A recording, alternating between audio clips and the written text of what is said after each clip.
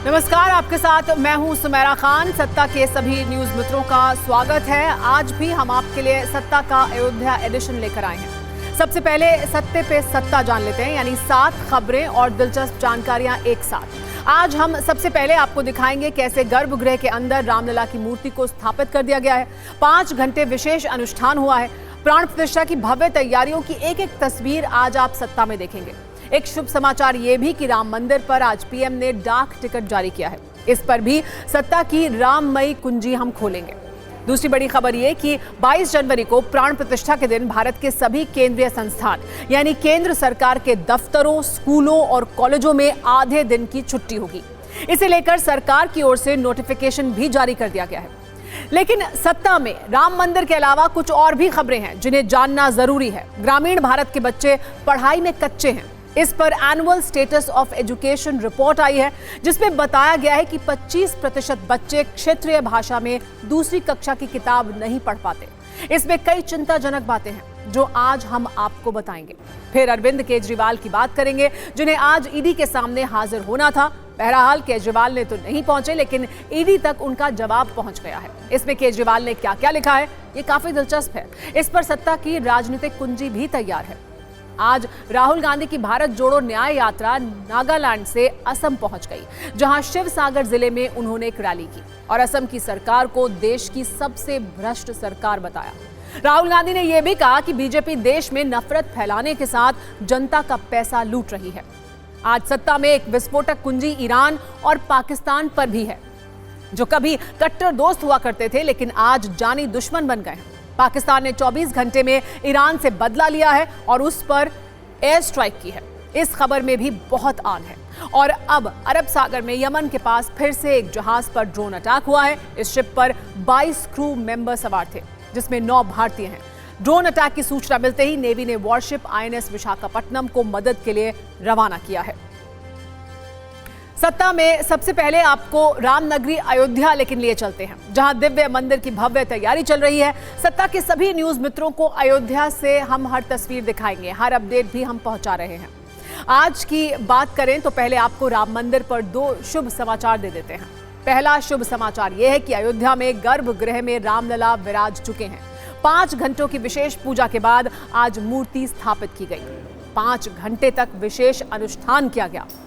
इसके अलावा दूसरा शुभ समाचार यह है कि राम मंदिर पर प्रधानमंत्री मोदी ने विशेष डाक टिकट जारी किया है। इसके जरिए आज हम आपको ये बताएंगे कि कैसे भगवान राम की भक्ति पूरे विश्व में होती है। आज से सिर्फ 4 दिन के बाद प्राण प्रतिष्ठा होनी है। आज वो घड़ी आ गई जिसका इंतजार था। रामलला की विशाल और दिव्य मूर्ति को गर्भगृह में स्थापित किया गया। TV9 भारतवर्ष से खास बातचीत में श्री राम जन्मभूमि तीर्थ क्षेत्र के कोषाध्यक्ष गोविंद गिरी जी ने कहा कि आज पूजा संकल्प के साथ ही भगवान को गर्भगृह में विराजमान कराया गया है, जिसके बाद अब भगवान रामलला का गंधा विकास प्रारंभ हो रहा है। मूर्ति को गंधवास के लिए सुगंधित जल में रखा जाएगा, फिर अनाज, फल और घी में भी रखा जाएगा। इसके बाद 22 जनवरी को प्राण प्रतिष्ठा की जाएगी। उन्होंने ये भी बताया कि शुभ मुहूर्त के हिसाब से आज सबसे पहले दोपहर 1:20 पर संकल्प लिया गया। उसके बाद वैदिक ऋचाओं के साथ पूजा अर्चना शुरू की गई। इसी दौरान भगवान की मूर्ति को गर्भगृह में स्थापित किया गया। गोविंद गिरी जी ने यह भी बताया कि जिस प्रतिमा की अभी तक पूजा हो रही है, उसे 20 जनवरी को गर्भगृह में लाया जाएगा। उसे अचल प्रतिमा के सामने रखा जाएगा।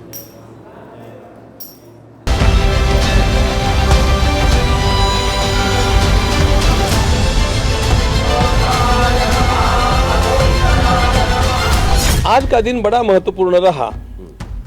आज श्री भगवान के विग्रह को गर्भगृह में प्रविष्ट कराया गया।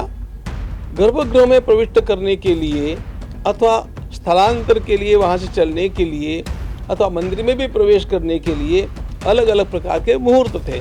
हम लोगों ने इन मुहूर्तों का विचार करके ही उनका प्रवेश कल भी किया, आज भी किया। हो गया वो सब इसलिए आ गया ना, चलो ठीक है, लगा दूं? अपने ऊपर लगा दीजिए, मिट्टी ना जाए। अब बड़े विग्रह में हम भगवान की प्राण प्रतिष्ठा करने जा रहे हैं। इसका उद्देश्य क्या है?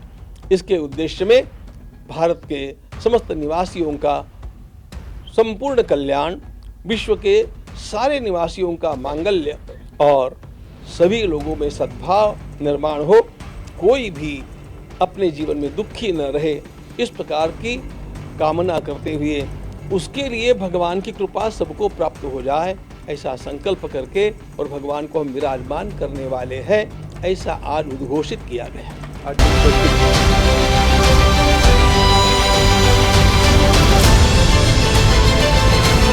अब कल, परसों और रोज पूजा प्रक्रियाएं समान रहेगी। समान का अर्थ यह है कि अनेक मंत्रों का जप होगा, अनेक स्तोत्रों के और वैदिक सूक्तों के पाठ होंगे, अनेक देवताओं की स्थापना होगी, इन देवताओं का विधिवत पूजन होगा, इनकी अर्चना होती रहेगी, अनेक मंत्रों का हवन होगा और ये सब जब यज्ञशाला में चलेगा, उसी समय मंदिर में भगवान के श्री विग्रह के अनेक प्रकार के स्नपन होंगे। स्नपन यानी स्नान, स्नान यानी अभिषेक।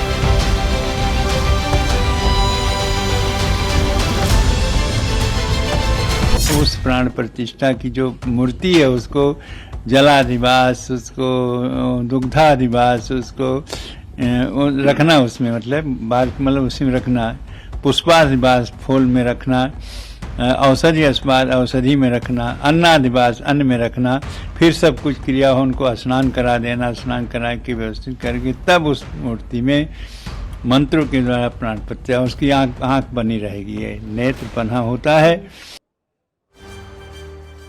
और आइए अब सीधे रुक कर लेते हैं अयोध्या का, वहां मौजूद है राहुल सिन्हा, उनके साथ देखते हैं आगे सत्ता।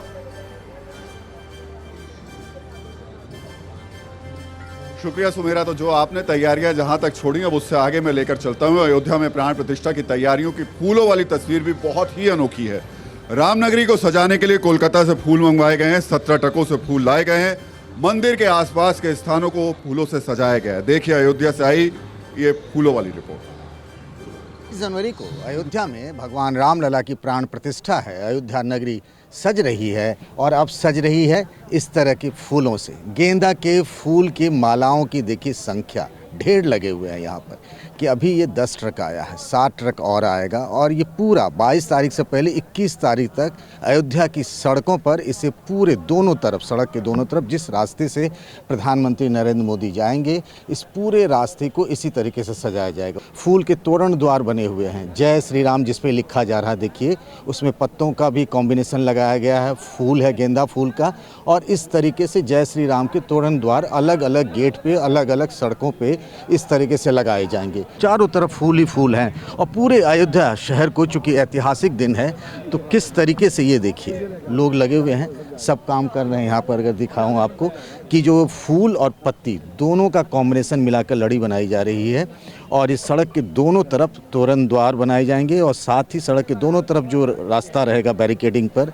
उनको फूलों से सजाया जाएगा और इस तरीके से 22 तारीख को अयोध्या ऐसे फूलों से सजी हुई दिखेगी।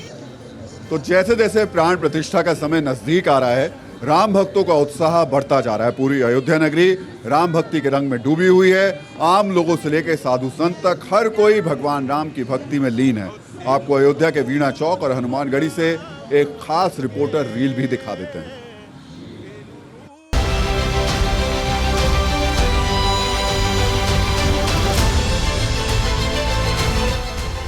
सामने वीणा चौक की तस्वीर देखिए और उसके साथ ही TV9 भारतवर्ष की हाईटेक बस यहां पर मौजूद है और उसके साथ तमाम लोगों की मौजूदगी और लोग कैसे रामधुन पर झूम रहे हैं और आपको अयोध्या का रंग, अयोध्या का माहौल सब कुछ बताएंगे।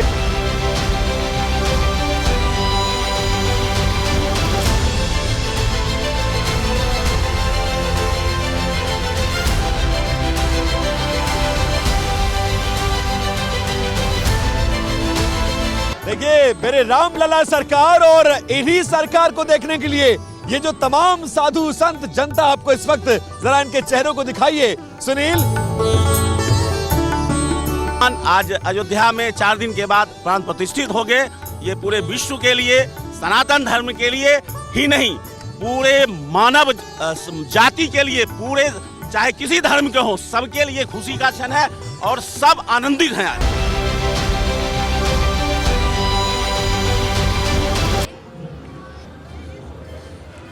आज प्रधानमंत्री नरेंद्र मोदी ने राम मंदिर पर एक स्मारक डाक टिकट भी जारी किया। इसके साथ ही पीएम ने दुनिया भर में भगवान राम पर जारी डाक टिकटों की एक पुस्तक का भी विमोचन किया। पीएम मोदी ने जो 6 डाक टिकट जारी किए हैं वो राम मंदिर, भगवान गणेश, भगवान हनुमान, जटायु, केवटराज और शबरी के नाम पर हैं। डाक टिकट पर आधारित पुस्तक पर भगवान राम की अंतर्राष्ट्रीय लोकप्रियता को दर्शाया गया है।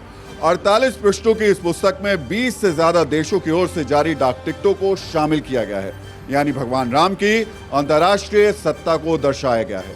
इन देशों में America, New Zealand, Singapore, Canada, Cambodia हैं। इसके अलावा संयुक्त राष्ट्र संगठन की ओर से जारी डाक टिकट को भी इस पुस्तक में जगह दी गई है।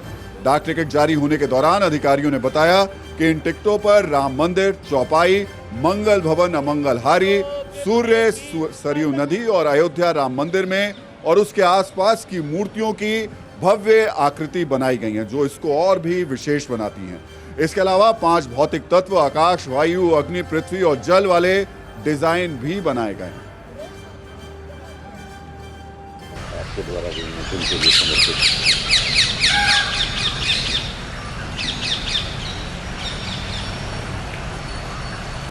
जो 5 तत्व हैं उनका जल, पृथ्वी, पावक, गगन, समीरा। जल के रूप में अनवरत बहती सरयू नदी जो अयोध्या का एक प्रतीक है, और उसके साथ साथ अग्नि के रूप में सूर्य की किरणें और दीपावली के दीपक हैं। पृथ्वी और जो पूरे वातावरण को इसमें पूरे पंचतत्व को वो समाहित किया गया है। और इसके मुद्रण में अयोध्या से लाई गई मिट्टी का सम्मिश्रण है, सरयू के जल का है, और चंदन की जो एक सुगंध है वो भी इसमें से ब्लेंड की गई है स्पेशल तरीके से। डाक टिकट जारी करने के बाद पीएम मोदी ने वीडियो संदेश दिया। इसमें बताया कि कैसे भगवान राम के भक्त दुनिया भर में हैं। पीएम ने कहा कि डाक टिकट इतिहास और ऐतिहासिक अवसरों को अगली पीढ़ी तक पहुंचाने का माध्यम भी होता है। आप पीएम मोदी का पूरा वीडियो संदेश सुन लीजिए। श्री राम जन्मभूमि मंदिर को समर्पित 6 विशेष स्मारक डाक टिकट जारी किए गए हैं। विश्व के अलग अलग देशों में प्रभु श्री राम से जुड़े जो डाक टिकट पहले जारी हुए हैं, आज उनका एक एल्बम भी रिलीज हुआ है। पोस्टल स्टैम्प्स विचारों, इतिहास और ऐतिहासिक अवसरों को अगली पीढ़ी तक पहुंचाने का एक माध्यम भी होते हैं।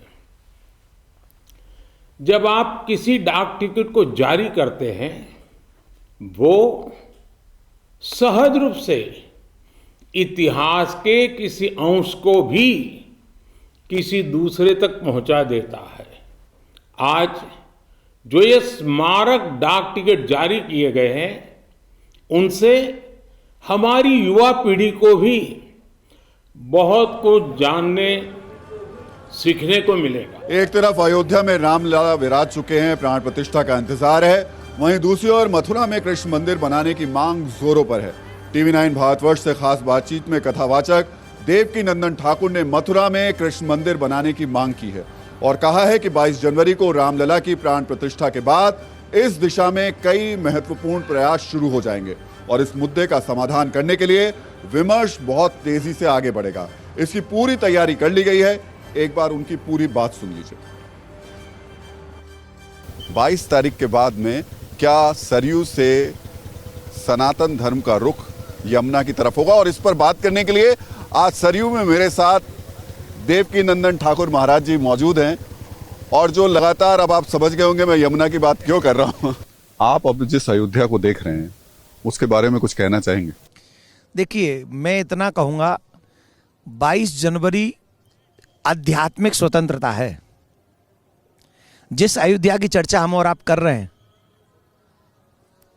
संत महात्मा अभी नहीं, ये अभी आजादी के बाद की बात नहीं कर रहे हैं। आजादी के बाद तो हमारे महात्माओं ने, संतों ने, नकार सेवकों ने बहुत लड़ाई लड़ी है। इससे पूर्व के इतिहास में आप जाइए, तमाम राजाओं ने, एक राजा थे जो केदारनाथ की यात्रा करने जा रहे थे चारों धाम की, जब उन्हें बीच में पता चला कि कृष्ण राम जन्मभूमि के लिए लड़ना है तो वो वापस लौट के आ गए थे। उनका वध कर दिया। वो लड़ते हुए इस समय अयोध्या की जन्मभूमि पे, राम जन्मभूमि के लिए उन्होंने लड़ते हुए अपनी वीरगति प्राप्त करी। जिस राम जन्मभूमि पर ये लड़ाई होती रही है और आज अगर वो स्वतंत्रता दिवस हमें मिल रहा है, आध्यात्मिक स्वतंत्रता दिवस, तो हमको लगता है जो जो राम भक्त हैं, जो जो सनातन भक्त हैं, उनको किसी को भी तकलीफ नहीं होनी चाहिए। और जो राम भक्त नहीं है, वेट एंड वॉच।